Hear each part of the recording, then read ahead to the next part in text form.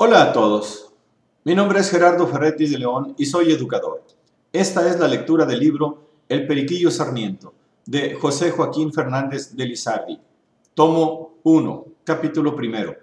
Comienza Periquillo escribiendo el motivo que tuvo para dejar a sus hijos estos cuadernos y da razón de sus padres, patria, nacimiento y demás ocurrencias de su infancia. Los videos sobre este libro y de otros libros que serán posteriormente se hacen sin fines de lucro con el objeto de contribuir al estudio, a la investigación y al desarrollo de la cultura en general. El texto tomado corresponde a la segunda edición publicada en 1884 por Valdés y Araujo. Si desea usted tener una copia de lo que aquí se lee, la puede solicitar en forma gratuita a gerardo-ferretis@hotmail.com. Saludo a mis amigos y amigas educadores de todo el mundo.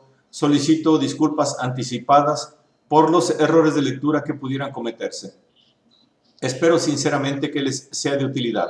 Tampico, Tamaulipas, México, a 11 de noviembre de 2013. Comienza. El Periquillo Sarmiento, tomo 1, capítulo 1.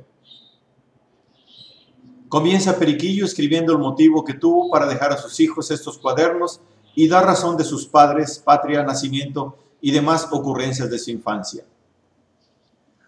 Postrado en una cama muchos meses hace, batallando con los médicos y enfermedades y esperando con resignación el día en que, cumplido el orden de la divina providencia, hayáis de cerrar mis ojos, queridos hijos míos, he pensado dejaros escritos los nada raros sucesos de mi vida, para que os sepáis guardar y precaver de muchos de los peligros que amenazan y aún lastiman al hombre en el discurso de sus días.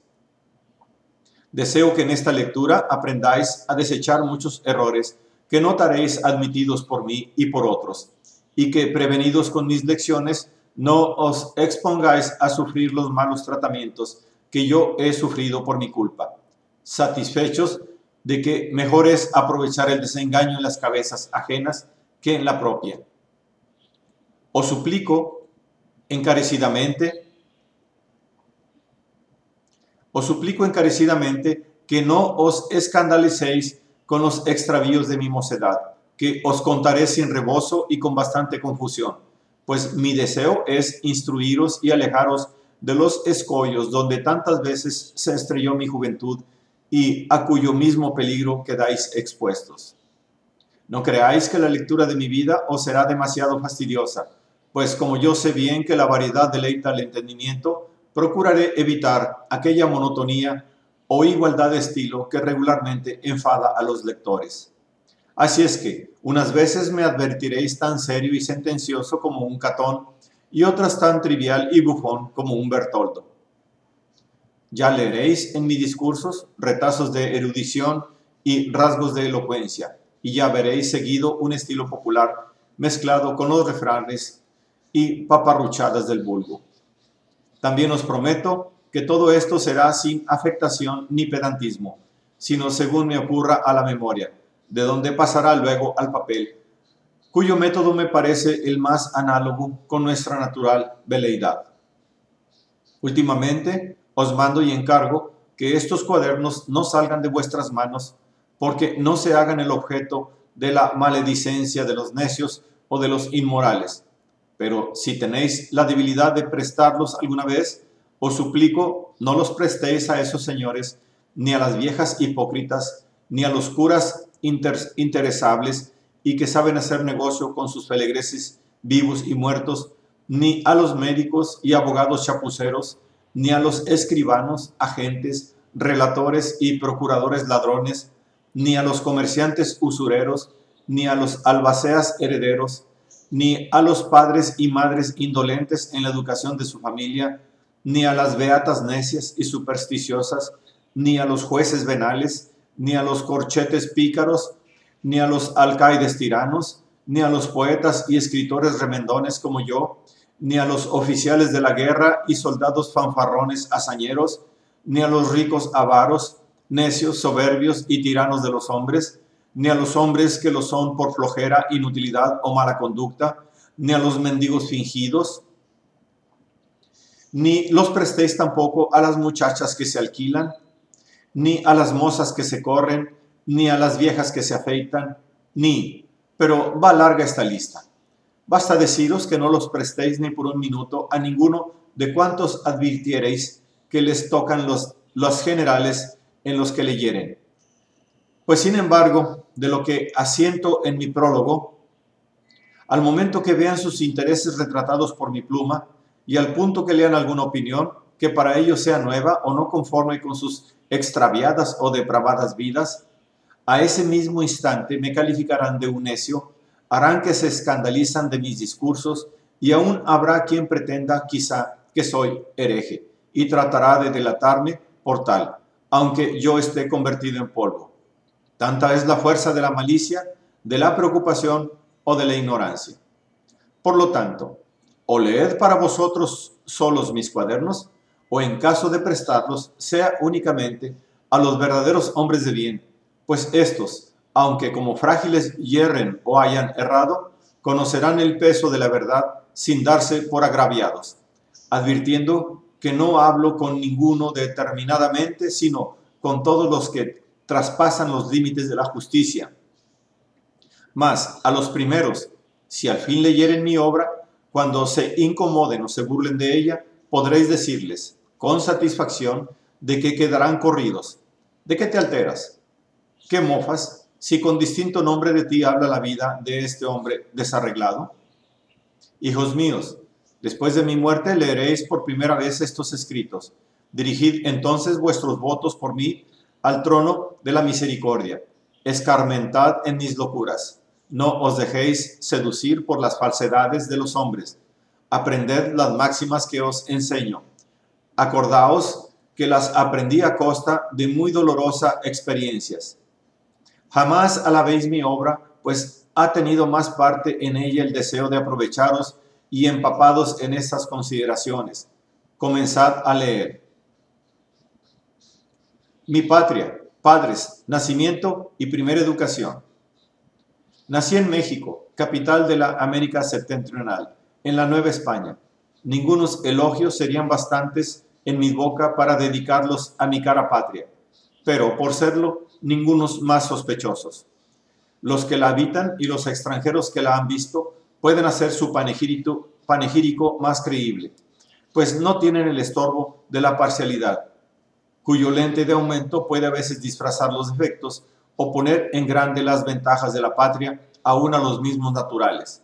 Y así, dejando la descripción de México para los curiosos imparciales, digo que nací en esta rica y populosa ciudad de los años de 1771 a 1773, de unos padres no opulentos, pero no constituidos en la miseria. Al mismo tiempo que eran de una limpia sangre, la hacían lucir y conocer por su virtud. Oh, si siempre los hijos siguieran constantemente los buenos ejemplos de sus padres.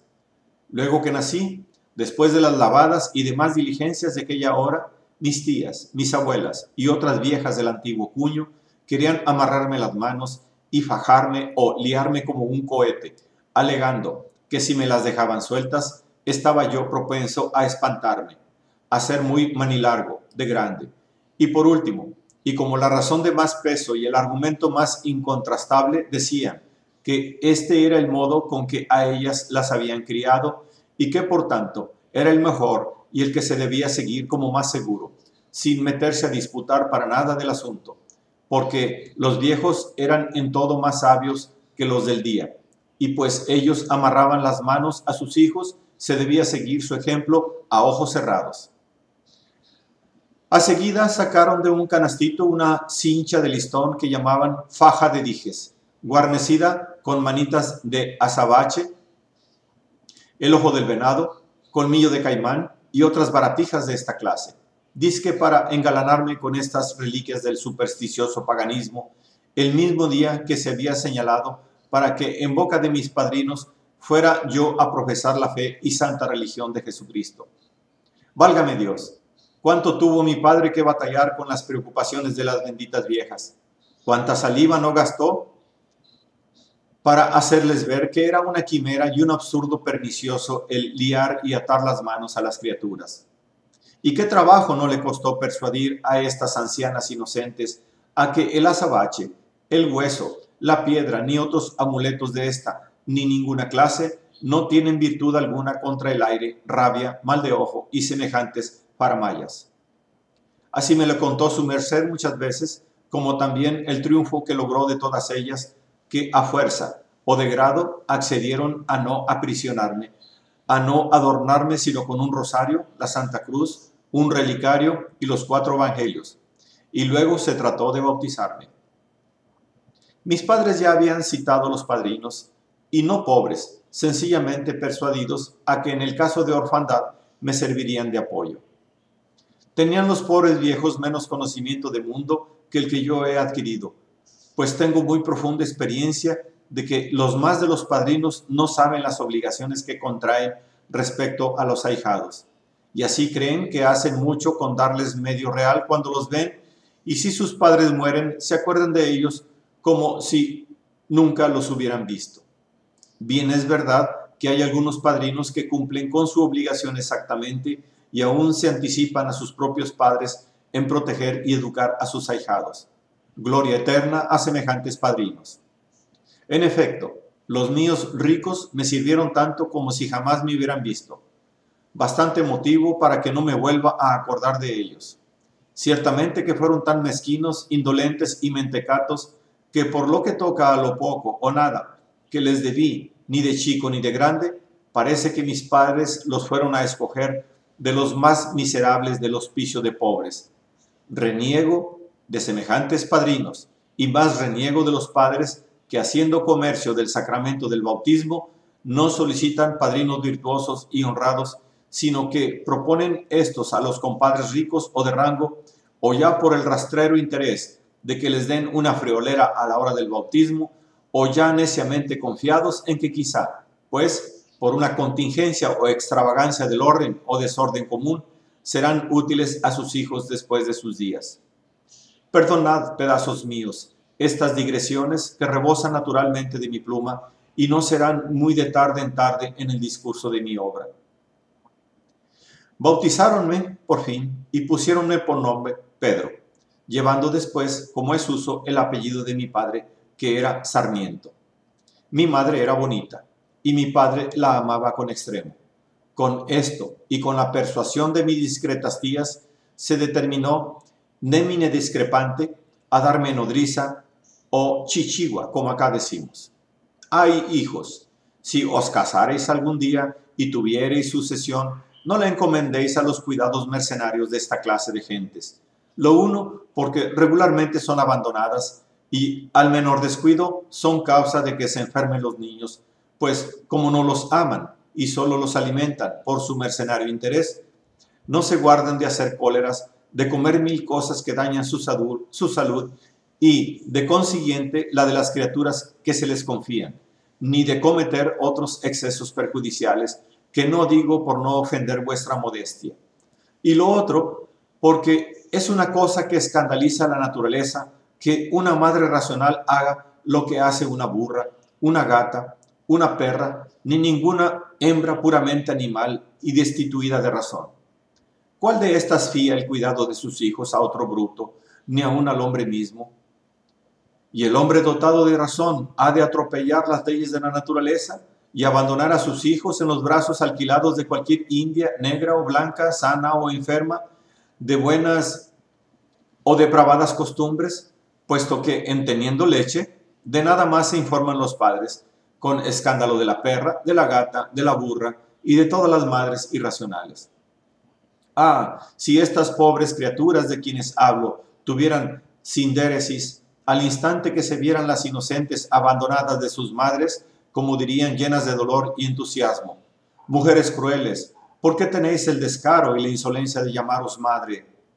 ¿Conocéis acaso la alta dignidad de una madre? ¿Sabéis las señales que les caracterizan?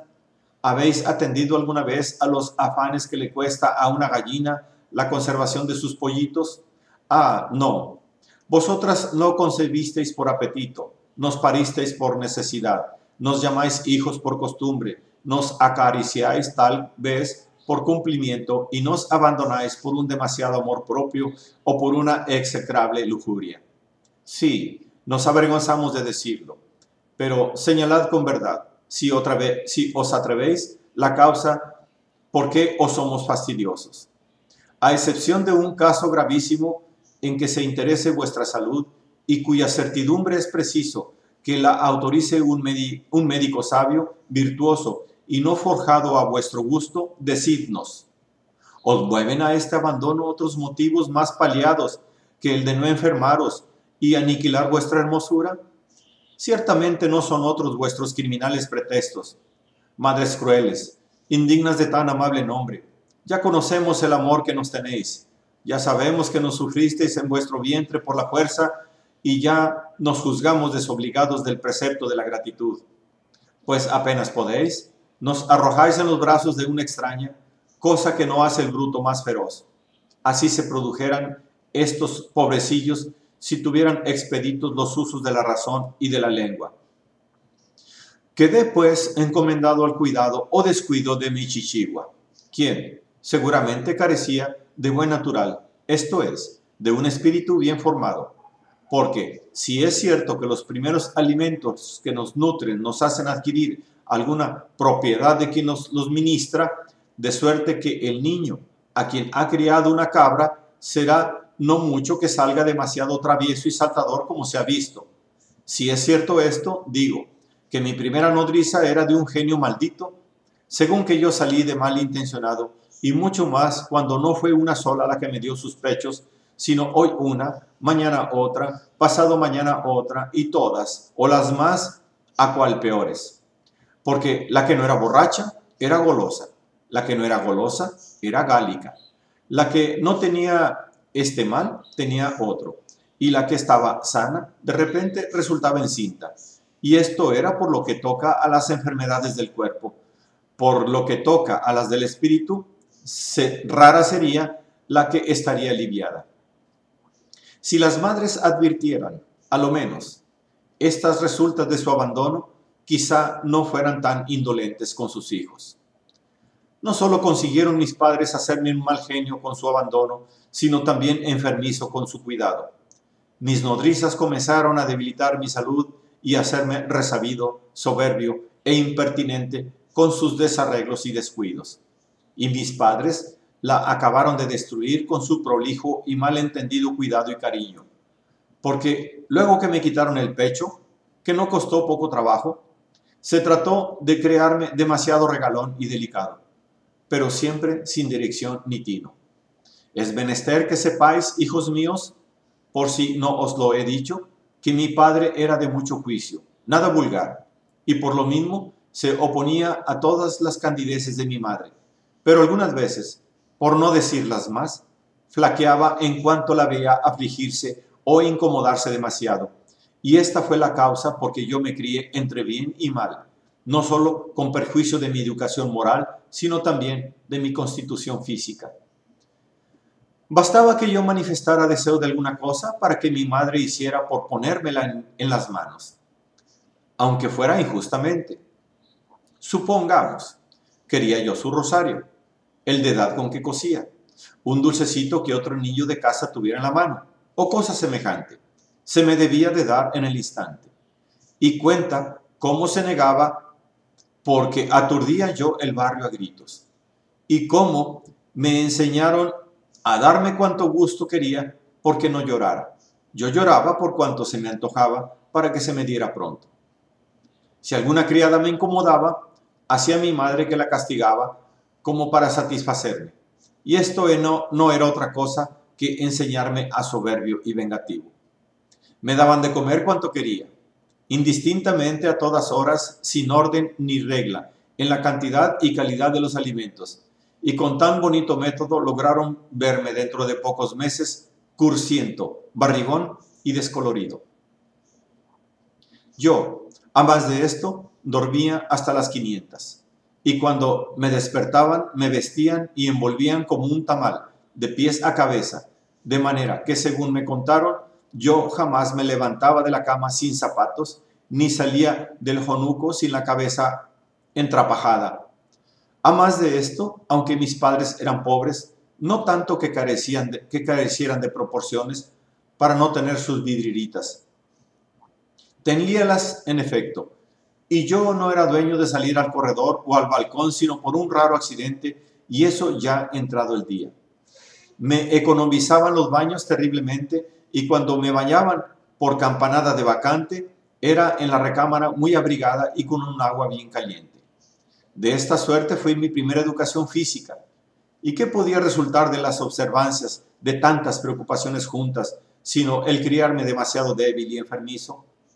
Como jamás o pocas veces me franqueaba el aire, ni mi cuerpo estaba acostumbrado a recibir sus saludables impresiones, al menor descuido las extrañaba mi naturaleza, y a los 2 y 3 años padecía catarros y constipados con frecuencia, lo que me hizo medio raquítico. ¿No saben las madres el daño que hacen a sus hijos con semejante método de vida? Se debe acostumbrar a los niños a comer lo menos que puedan y alimentos de fácil digestión, proporcionados a la tierna elasticidad de sus estómagos.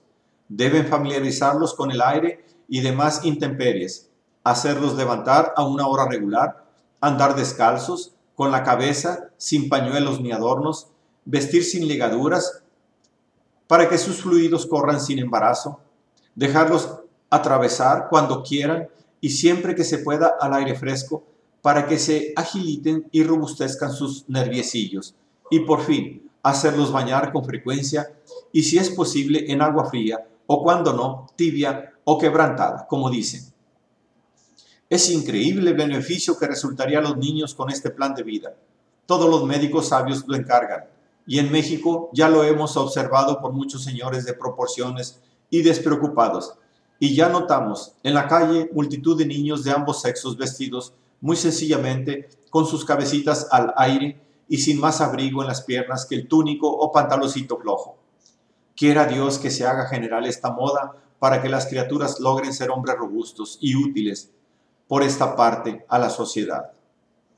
Otra candidez tuvo la pobrecita de mi madre, y fue llenarme la fantasía de cocos, viejos y macacos, con cuyos extravagantes nombres me intimidaba cuando estaba enojada, y yo no quería callar, dormir o cosa semejante.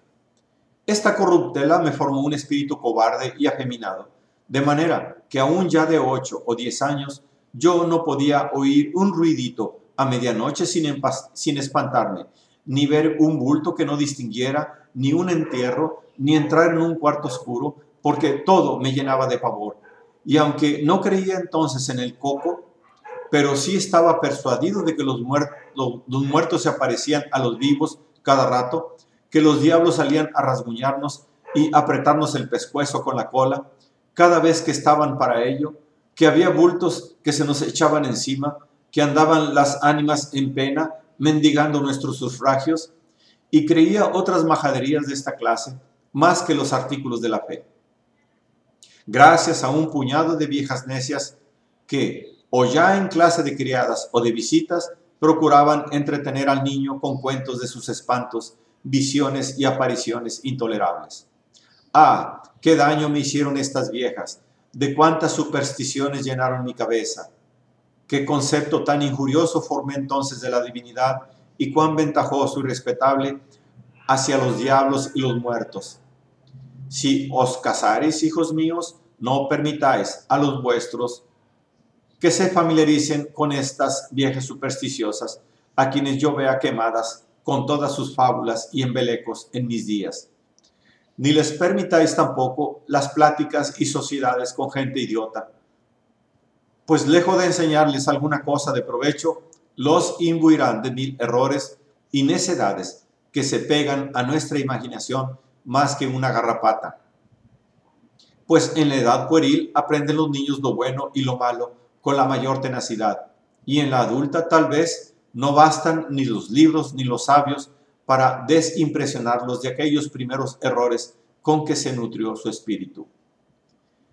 De aquí proviene que todos los días vemos hombres en quienes respetamos alguna autoridad o carácter y en quienes reconocemos bastante talento y estudio, y sin embargo les notamos caprichosamente adheridos a ciertas vulgaridades ridículas, y lo peor es que están más aferrados a ellas que el codicioso Creso a sus tesoros.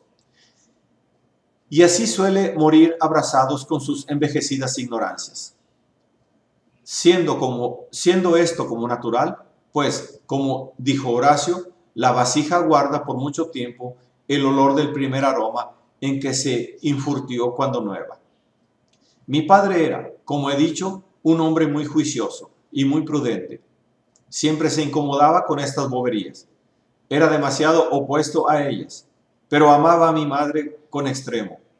Y este excesivo amor era causa de que, por no darle pesadumbre, sufriera y tolerara a su pesar casi todas sus extravagantes ideas y permitiera, sin mala intención, que mi madre y mi tía se conjuraran en mi daño.